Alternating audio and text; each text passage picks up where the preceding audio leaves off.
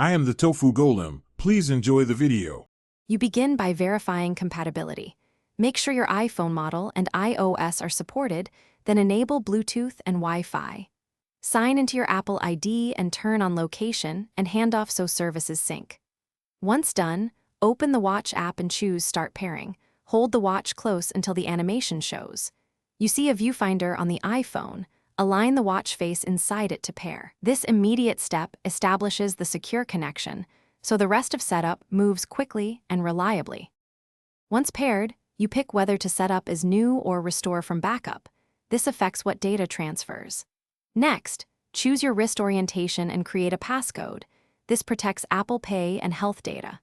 Make decisions about which apps to install now versus later, and enable activity goals if you want fitness tracking. Make sure health and motion access are granted so sensors work correctly, and configure emergency SOS and fall detection to match your needs. These choices control safe to finish, allow the watch time to sync.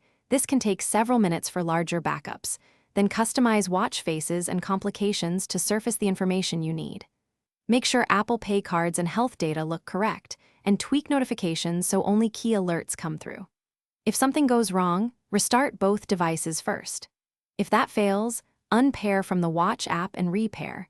Unpairing creates a backup so you can restore settings quickly, which resolves most pairing or sync issues. Thanks for watching. Consider subscribing if we helped you today.